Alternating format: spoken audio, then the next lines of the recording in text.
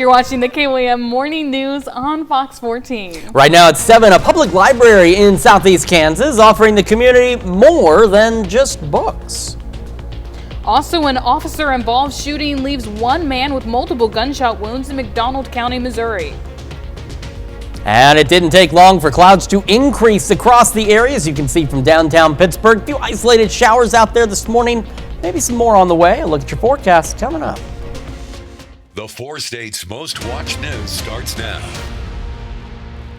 Good morning and welcome to the KOAM Morning News on Fox 14. I'm Samantha Walker. I'm Chris Warner. It is just after 7 a.m. on this Monday, November the 17th, and happy Monday to you all. And again, thank you to everyone who sent not just the station but me messages. It was much appreciated. I know I didn't get to everybody out there, but thank you again for missing me. It felt good to be missed. It felt good to have a couple of weeks of doing nothing as well. It also feels good to be back, and we'll get to your forecast in just a moment. But as we mentioned at the start, libraries shaking things up a bit. A little bit. You know, once a sanctuary for book lovers only, some modern libraries have a new story to tell. And some of those local libraries are now offering new and unique items that you could check out. And one of those libraries doing this is in Pittsburgh. Yeah, KOAM's Mitch Adams brings us the story. Libraries are constantly evolving, and with the changing times come new ideas and projects. Pittsburgh Public Library has recently implemented their Library of Things, which is practical items like tools, medical supplies, and more available for checkout. We compiled a list of things, and we are kind of starting off small. We have about 25 things to check out, and we hope to grow it with our community's needs. Bev Clarkson, the director of the library, says that offering these items could help someone find a new hobby without reaching into their pockets. In this economy, maybe people are trying to save some money, and before they buy something, they want to try it out first. So like if you want to try out a pickleball set, you want to try a new hobby, but you want to see if you like it before you put all that money into it. So come here and check one out and see if it's your thing. Although the Library of Things has just begun in Pittsburgh, the library hopes to continue to offer new items to the community. It's brand new, but we've got a lot of positive feedback on it, but we do need to get the word out there so people know we have these items to check out. In Pittsburgh, Kansas, Mitch Adams, KOAM News. You know, a Library of Things is also available at the Joplin Public Library as well. Certainly unique in that ability to check out different things. As mentioned, libraries are changing. They're keeping up with the times. Reading is still very important, yes, by the way. I mean, we got to do that here. There's reading involved in everything. But it's also good that they can give you something to try out, too. And, there's a lot of things that you may need just like one time and you don't want to go make the investment yourself. So, being able to go check it out for however long you need it and then bring it back and be like, okay, I didn't waste a bunch of money for something I needed one day. Exactly. And if you do like it, then you can just go buy it. Yes. That's the whole point. Awesome seeing that change. And you know what's changing? Well, not me. I've got the same outfit I had on earlier this morning, but the weather changing a bit. Clouds have already increased across the area, and you can see that with our live look from downtown Pittsburgh. We started the morning. A drive-in at 3 a.m.-ish was clear. I could see the stars. It looked nice. It did not take long for clouds to increase, and now you can't see the sunshine. We actually, earlier this morning, got a peek of the sunrise for just a moment from Pittsburgh before it started to look like that.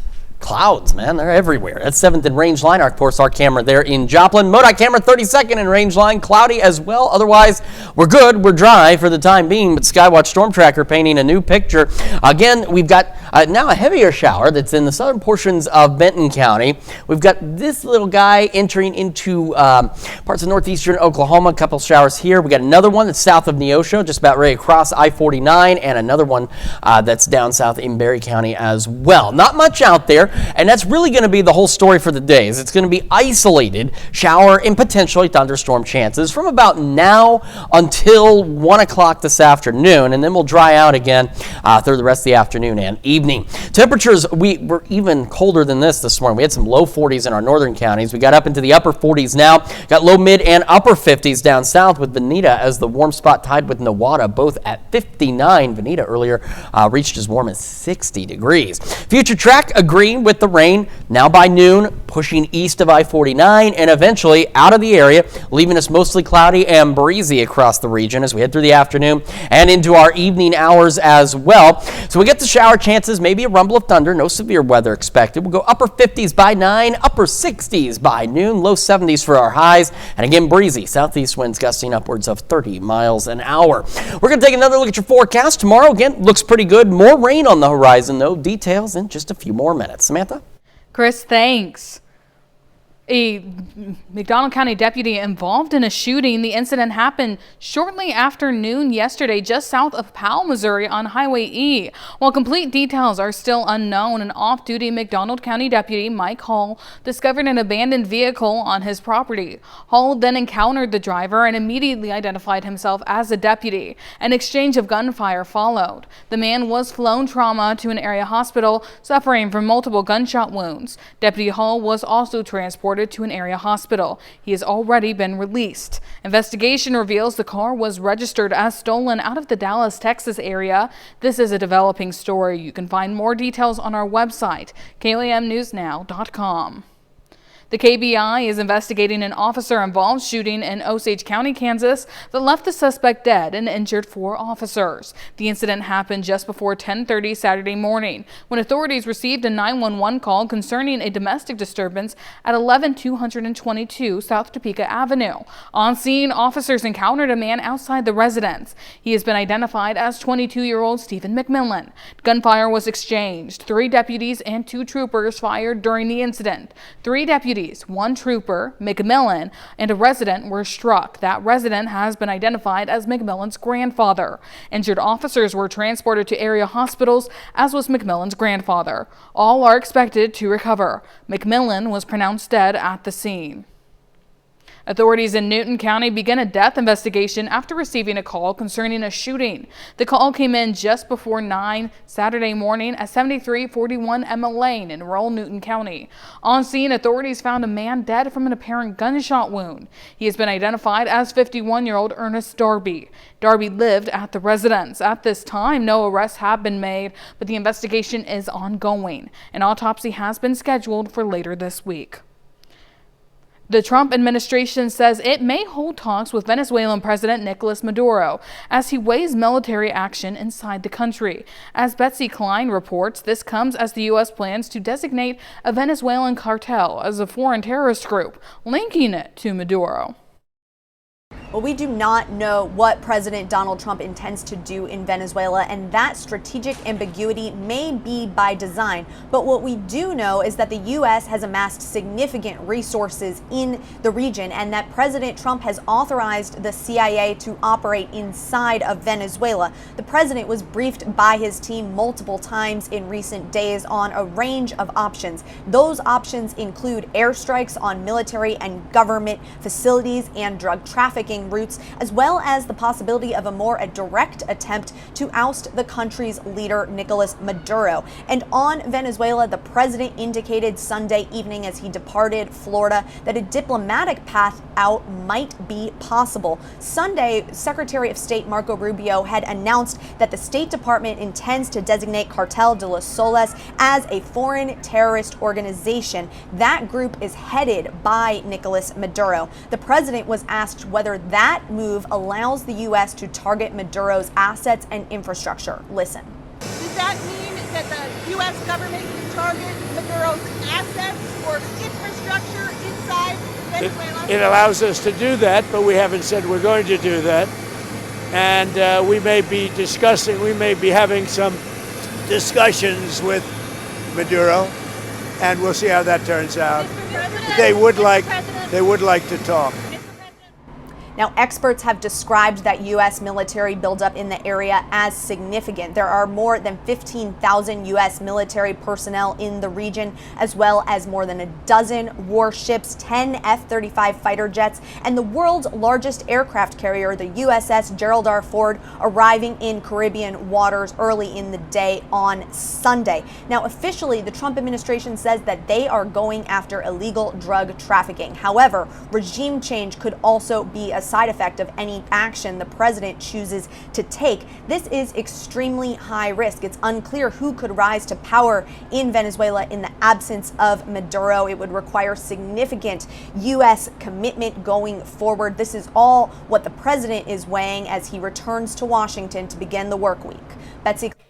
Maduro has been president of Venezuela since 2013. He assumed the presidency after the death of Hugo Chavez, winning a special election the same year, and was later re-elected in 2018 and 2024, though many countries do not recognize his legitimacy. And those are our top news stories this half hour. Coming up next, students at Pittsburgh High School are headed down to Hadestown. We'll meet some of the talent behind the production. And later, some homegrown talent returns to Southwest Missouri for a show-stopping performance. You're watching the KYM Morning News on Fox 14. Welcome back. I'm joined here with Eddie and Allie, who are some of the talented performers and people behind an upcoming performance at Pittsburgh High School, Hadestown Teen Edition. Good morning, guys. Thank you so much for joining us. Yes, thank you. Hello. Can you tell us a little bit about what Hadestown is and what's it about? So, Hadestown is basically a retelling of the myth of Orpheus and Eurydice. They are two lovers, and it also features Hades and Persephone, and around the myth of how Persephone every so months goes back to Hadestown, and thus the season changes. But Persephone is getting dragged down to Hadestown more and more. So the seasons are changing and things are going downhill.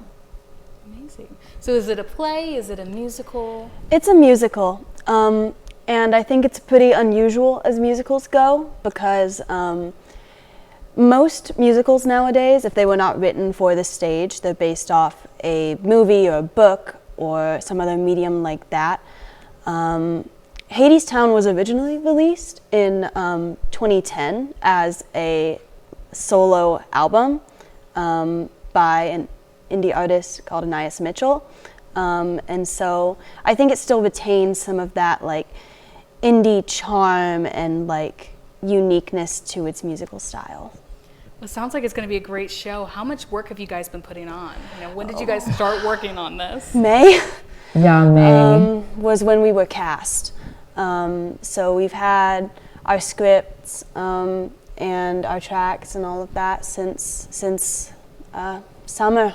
Yeah. So it's been, and it picks up more as school starts, but a lot of work has gone into this, it sounds for like. sure.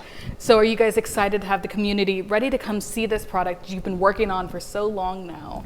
Yes, this show is, I think it's really amazing.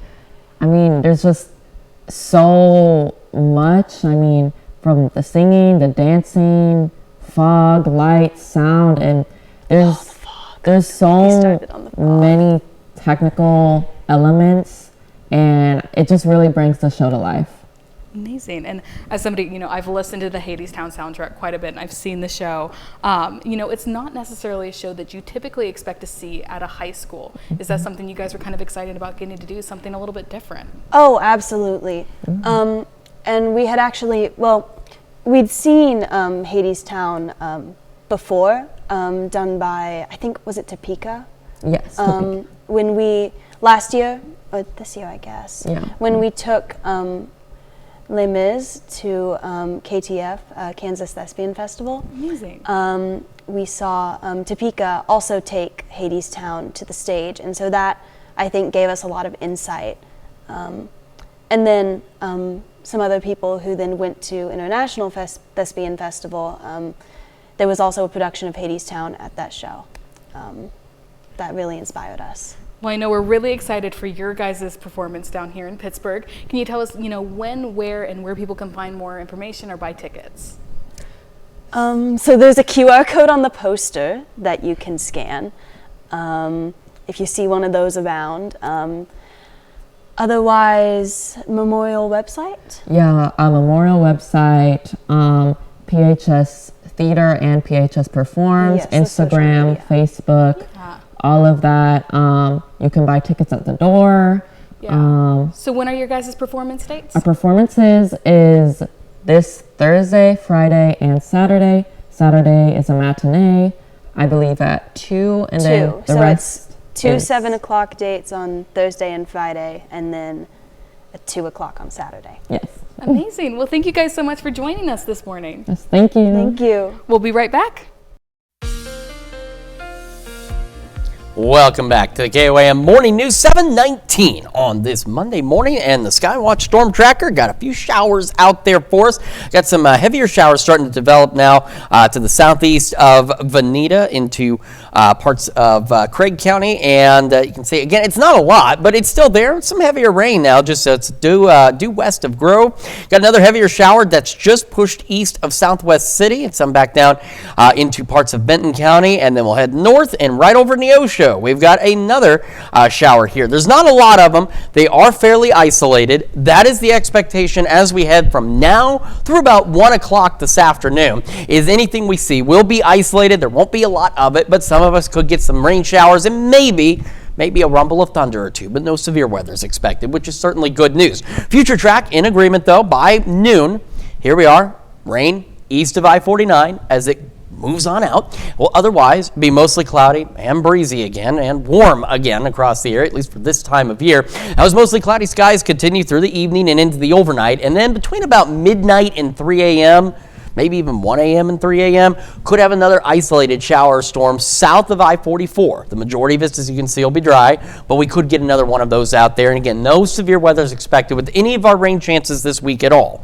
But we could get some additional showers and storms later this week, which we will talk about in just a moment. For our Tuesday, though, a couple of nice things happen. One, the skies will begin to clear, so partly cloudy to mostly clear. And two, the winds will finally ease up for a bit for us. And not a bad Tuesday whatsoever. Again, above average, but not bad. Now, overnight Tuesday and the Wednesday, clouds will begin to increase and will be mostly cloudy to straight up cloudy in some cases on Wednesday. Wednesday, 90% of the day, we're dry. There's nothing out there. You can see even up to 5. The clouds thicken up, yes, but we're dry. It will be after about 10 o'clock Wednesday that we'll see additional showers and thunderstorms begin to build into the area. All right, so there's those mostly cloudy skies from 7th and range line. Again, some of us, isolated shower, maybe a rumble of thunder. Mid-50s to start our day, low 60s by 11 o'clock this morning, ahead of highs going into the low 70s. Southeast winds, again, gusting upwards of 30, so if you're driving a high-profile vehicle, keep that in mind. Rain should wrap up by about 1 o'clock this afternoon, and again, won't return until late tonight, again, for some of us south of I-44. Mostly cloudy skies keeps that warm air in, just like the blanket keeps you warm in your bed, and so we'll be into the low 60s. Temperatures leveling out, eventually low 60s tonight, south winds gusting to 25. Now, again, after 10 o'clock on Wednesday, that's when we'll start to see more showers and storms, and you can see, though, they actually should increase in coverage pretty quickly. It won't take them long to start spreading across the area.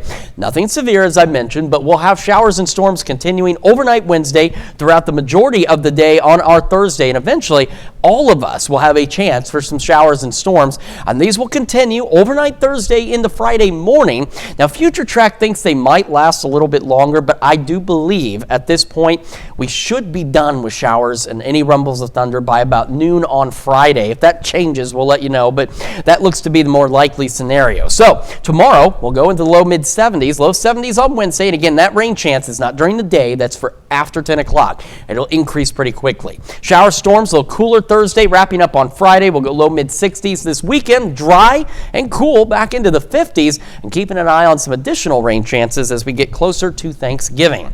That's Check Your Forecast. We're back with more of the KOAM Morning News right after this.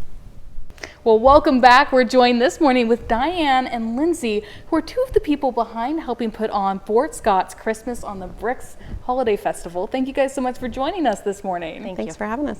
So for those who may not know, I know and love Christmas on the Bricks. It's a huge thing in Fort Scott. Can you tell us a little bit about, what that is? Yes.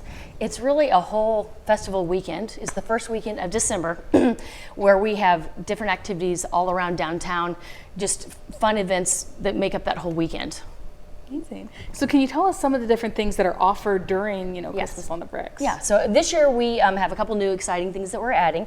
So we do have a concert Friday night in the Liberty Theater, and it's by Jake Gill, and it's a country concert, Christmas concert. It's family friendly, and it's going to be kind of like a Branson show, so interacts with the crowd. So that we added that this year. We have our skating rink like we did last year, which is a lot of fun. We've also, the carriage rides, of course, are a lot of fun that people enjoy. And then a couple other things we added is we have a train ride for little kiddos. And the hay climb slides. A hay climb. So underneath the pavilion where the skating rink is, we also have a hay climb with slides coming down so that kids can do both of those things at the same time. Amazing. I know you guys have described it, your goal is always to make Fort Scott kind of look like that Hallmark town for the holiday season. Yeah. What's been the response to Christmas on the Bricks over the years? People love it because they look forward to it. We have people that come back each year. This is our third year, but people really look forward to it. It's just, it's where we step back a little bit in time and slow down, and it looks like Hallmark. We have decorations downtown, and you take the carriage rides and they go back past all of the events, the outdoor movies, and everything that we have and everything we have going on in the stores. It's just a lot of fun. It's just, people look forward to it and just can't wait till each year when we do this.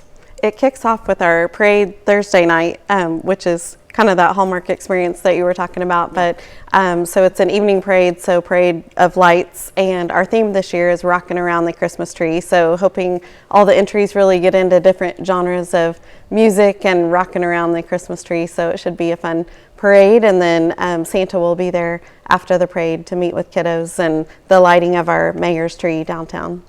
But it sounds like not only a great way to kind of get into that holiday spirit, but I know it seems like it's also kind of a celebration of Fort Scott and that community. I see you brought some things with us that kind of, recognize and honor Fort Scott as well, with some of the bricks and some of the, cups and stuff like that. So it looks like just a great time. Yeah.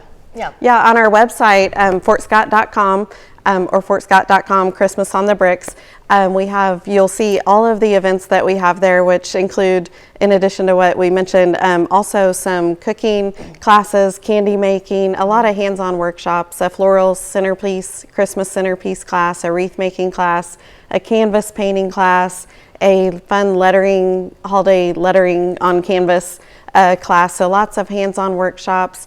Some brew tasting, bourbon and whiskey and beer and wine tastings and everything. So there are a lot of things on fortscott.com that you can sign up for and pre-register for, but that's where you can also find some of the souvenir items to go ahead and purchase. We have brick ornaments that are limited edition, made by the artificers in Fort Scott, and then the cups that you have, the souvenir cups, and the bags, and of course the sweatshirts. Yes. So you can be all decked out with Fort Scott pride when you go. Well, for this year, when is Christmas on the Bricks happening so people can look forward to it and make sure to get it on their calendars? So December 4th is the parade, and then the 5th through the 7th are the activities that go all weekend. They start about 4 o'clock on Friday and go all the way through Sunday. So we have activities the whole weekend, ending with a brunch on Sunday, so it's that whole weekend.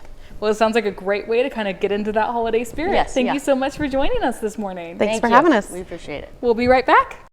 The 4 states' most watched news starts now. Welcome back to the KYM Morning News on Fox 14. It's currently 7:32. I'm Samantha Wonker. We're going to send it over now to Chris Warner with a quick look at your forecast. Yeah, we've got some cloudy skies out there this morning, and we even have a few isolated showers here and there. Of course, live look downtown Pittsburgh. You can see those clouds. Same from our camera there at 7th and Rangeline in Joplin, as well as the MoDOT camera at 32nd and Rangeline. Clouds, and they moved in pretty quickly. Skywatch Storm Tracker back into now. Take a look at this guy. We got this shower here. It's becoming a bit heavier. No lightning with this at this point, so not technically a thunderstorm, but some very heavy rain now between Afton and Cleora, just to the west of Copeland, approaching Grand Lake, so northwest of Grove.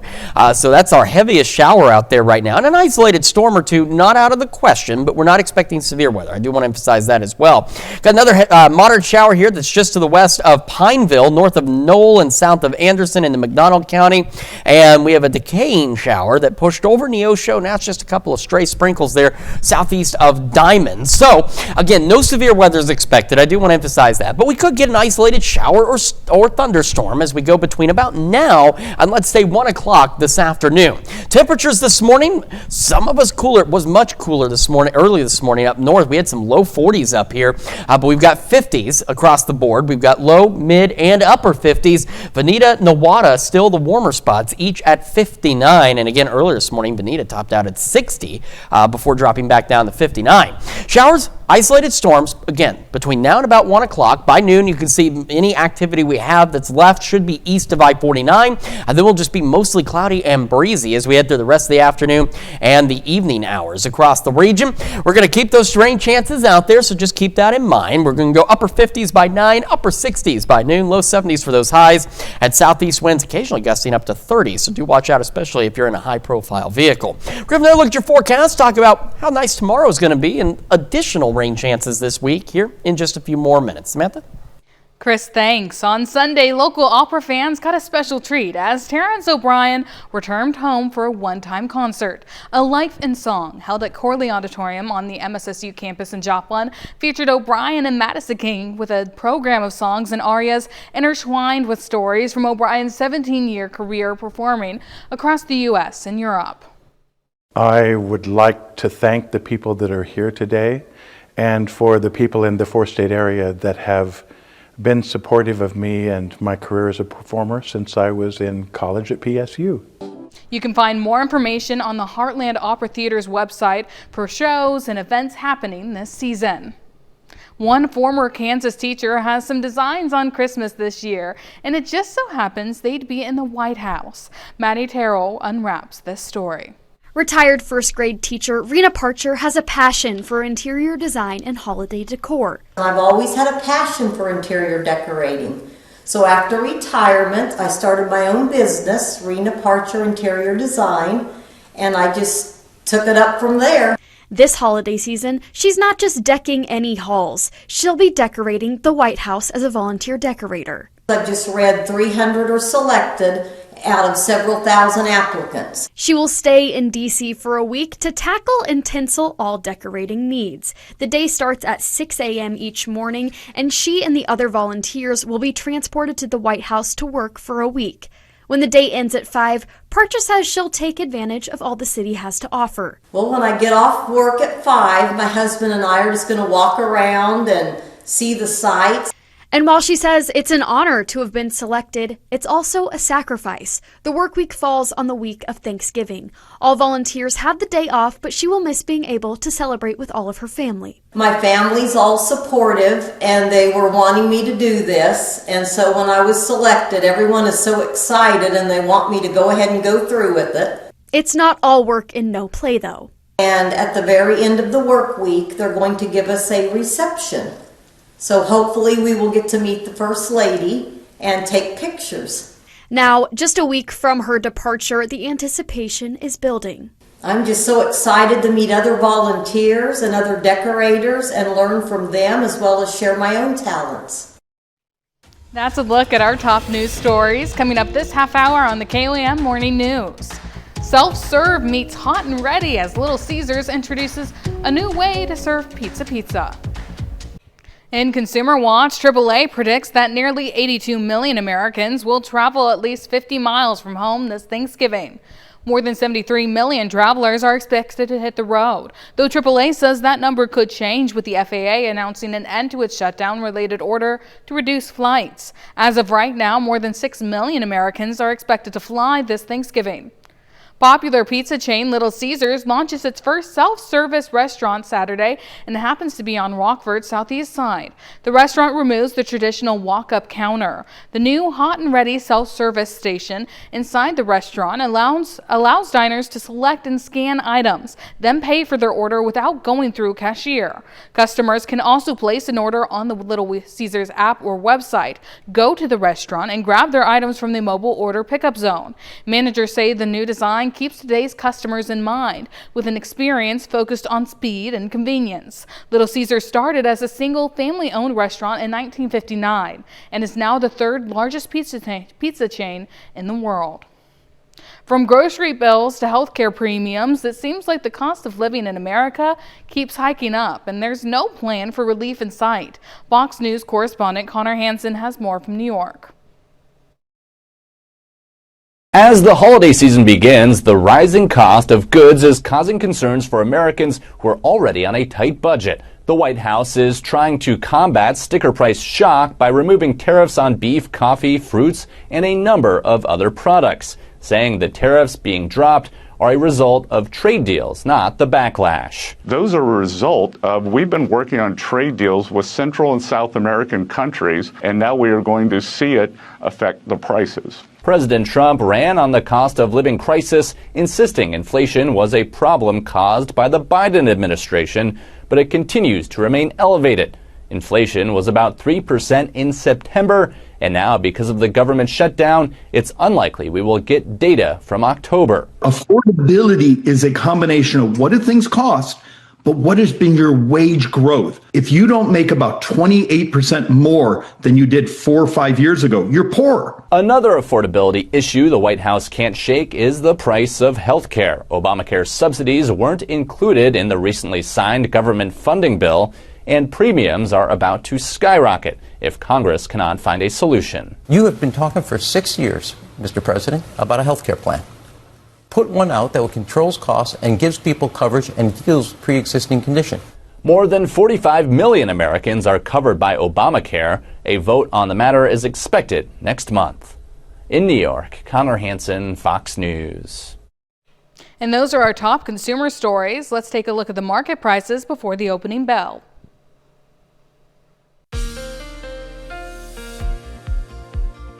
Welcome back to the KOAM Morning News. It's 7:44 now on this Monday morning. We're starting with Skywatch Storm Tracker because at least right now into parts of Ottawa and far northern Delaware County, we have a pretty heavy shower. There's no lightning being detected, but remember, Skywatch Storm Tracker only detects cloud to ground lightning. If there could be cloud to cloud, so if you're hearing thunder, that might be why it's not showing up here. But still some very heavy rain regardless. Now it's in between Fairland and Afton, stretching back toward Copeland, just to the northeast of Bernice, over the northern portions of Grand Lake there. So this is, again, it's not severe, nor is it expected to be, but it is producing some fairly heavy rain, and it is the heaviest rain shower that we have right there. We got another one that's trying to get organized over here around Bentonville. You can see stretching into parts of central Benton County down there as well, in the northwestern Arkansas. You got a couple of isolated sprinkles here also just west of Carthage, northeast of Carterville. So that's the expectation, is isolated showers and potentially thunderstorm activity. Nothing strong, nothing severe, but you can see right now how isolated it is. Some of them are fairly short-lived. This one is actually getting to be one of the more organized ones, and you might get some thunder out of that if it continues. But again, nothing severe that we have to worry about. And you saw just now, this just updated on us, didn't it? But the expectation is isolated shower thunderstorm chances between now and about 1 o'clock by noon. You can see what's left is east of I-49, and then it should be out of here again after 1. We'll still be mostly cloudy. We're still going to be breezy today, but we'll be done with the rain by at least 1 o'clock out there. Then overnight we get one more chance, and that actually updated too. So I'm gonna have to go back and check that. You saw additional storms. It looked like maybe around 11 a.m. I love when this updates in the middle of the show because then, we don't get to catch it right away. But it looked like maybe about 1 a.m. shower and thunderstorm chances. Still in the same zone, south of I-44. So after midnight tonight, a couple more showers and storms down there. Most of us dry, but we could see a few more briefly between midnight, and it still looks like those other ones are done by about 3 a.m. But that's going to be a possibility out there. Then Tuesday, the clouds will begin to clear out and the winds will die down for us as well. We're looking pretty good. We're going to be mostly clear to partly cloudy Tuesday. We're going to be still pretty mild out there, but again, not as windy. We'll have west winds about 5 to 10 tomorrow. After that, though, clouds will begin to increase again Tuesday night into Wednesday. Now, 90% of our Wednesday is going to be dry, as you can see here on the future track. But as we head later into the evening, the clouds will thicken up, and then our shower and storm chances will begin to increase as well, which we'll go over in just one moment. All right, there's those clouds from 7th and Rangeline. We're mid-50s to start, low 60s by 11 a.m. Showers, a couple of thunderstorms possible. Yes, activity will be isolated, so it's not rain everywhere all at once. And then that'll stop about 1, and then we'll be into the 70s, low 70s today, and those southeast winds again gusting upwards of 30. South winds tonight gusting to 25, south of I-44, an isolated shower storm. Otherwise, mostly cloudy, hovering in the low 60s across the area. And again, after about 10 o'clock on Wednesday is when we're going to start to see opportunities for showers and storms. They should increase in coverage pretty quickly. Again, nothing strong, nothing severe expected at this point, but widespread showers and storms will continue from Wednesday night throughout the day on Thursday. Eventually, all of us will have that chance for some showers and storms. Those will continue Thursday night into early Friday morning, and about Friday at noon, maybe a little before, we should be done with those rain chances. We're low mid-70s tomorrow, low 70s on Wednesday. Rain chances bring our temperatures down. We're into the 60s. A little cooler this weekend, but dry. And still keeping our eye on some rain chances as we get closer to Thanksgiving. That's Check Your Forecast. Got more of the KOAM Morning News right after this. Think you know how and why the American Revolution happened? Documentary filmmaker Ken Burns and his colleagues spent more than a decade digging into the era. And what they found may surprise you. It certainly surprised them. David Daniel has a look at their new documentary series. From a small spark kindled in America, a flame has arisen, not to be extinguished. Directors Ken Burns, Sarah Botstein, and David Schmidt dig deeply into the American Revolution. We know that we're going to win the revolution, but none of them did, and none of them knew who they were. George Washington didn't know he was George Washington, that there was going to be a big pointy obelisk in Washington, D.C. Washington understands the war he's fighting. He doesn't have to win. He only has not to lose. You get so involved in the narrative of the people of the time who did not know how it was going to turn out that you begin to anticipate each moment as if it's not going to turn out the way you know it did. And that, to me, is the essence of good history. The filmmakers say they learned a lot making the series. It didn't begin as a war for independence. It didn't begin as a war to unite the states, nor to create the republic. It was about liberating Boston and getting a redress of grievances, restoring things to the way they used to be back when we were happy. Crisis changes people. It gave different people different ideas about what they should be doing. The centrality of the Native American experience before, during, and after the American Revolution. It gave them a space to make this democracy real. For the first time in history, people are citizens, not subjects, not everybody. And so that causes among those folks at the margins even more desire to participate in that. To believe in America is to believe in possibility. In Hollywood, I'm David Daniel. The 6-episode documentary series, The American Revolution, premiered last night on PBS stations. Now here's Chris with a quick look at your forecast. Yeah, we're taking a quick look at the Skywatch Storm Tracker, and you can see we have a heavier shower. It may be attempting to evolve into a little thunderstorm. Again, nothing severe, but this is some pretty heavy rain out here. It's now entering Fairland with the heaviest rain just east of 125 and north of Copeland in Delaware County. That's our heaviest shower we have out there in our immediate area. We've also got one, let me back this out here, around the Bentonville area near Pea Ridge, so stretching back down toward Rogers. So if you're heading out south, just keep that in mind as well. And then we've got a little sprinkle here. It's gotten a little bigger. Sorry, that's the wrong zoom there. It's just northwest of Carthage to the east of Alba. This shower was just a couple of sprinkles, but it's turned into a slightly larger shower. Again, isolated shower thunderstorm chances between now and about 1 o'clock. Nothing strong, nothing severe expected out there. And of course, our temperatures, a quick recap on those. We've got low mid 50s and some upper 50s down south out there as well. We'll have another look at your forecast and your Wake Up Recap right after this. This is your Wake Up Recap for November 17th, your top stories to start your day. A shootout with an off-duty McDonald County deputy leaves one man in the hospital with multiple wounds. It happened Sunday afternoon just south of Powell, Missouri. An off-duty McDonald County deputy, Mike Hall, discovered an abandoned vehicle on his property. Hall then encountered the driver and immediately identified himself as a deputy. An exchange of gunfire followed. The man was flown trauma to an area hospital, suffering multiple gunshot wounds. Deputy Hall was also transported to an area hospital where he was released. This is a developing story. Authorities in Newton County began a death investigation after receiving a call concerning a shooting Saturday morning. On scene, authorities found the man dead from an apparent gunshot wound. He has been identified as 51-year-old Ernest Darby. The investigation is ongoing and an autopsy has been scheduled for later this week. That's a check of today's Wake Up Recap. And we do have that little shower has actually become a thunderstorm now. So it's just northeast of Copeland now to the east of Afton. Again, nothing strong, nothing severe expected with any of this, but some isolated showers, thunderstorms will still be possible across the region between now and about 1 o'clock today. And then we'll have another possible round late tonight after midnight south of I-44. And then more shower and storm chances as we go late Wednesday after 10 p.m. running through early Friday. Again, no severe weather is expected out there. We're going to go low 70s today. Southeast winds gusting to 30. South winds tonight gusting to 25. Back in the low 60s. Low mid 70s tomorrow and Wednesday. Mid 60s Thursday, Friday. Cooler but dry this weekend, and watching those rain chances as we get closer to Thanksgiving next week. So something we want to keep an eye on with all the travel. Even if you're staying local, you know, rain can still cause some issues here and there. Yes, definitely. Well, thank you so much, Chris. And thank you all so much for joining us this morning. We'll be back with more news and weather today at noon. Have a great rest of your morning.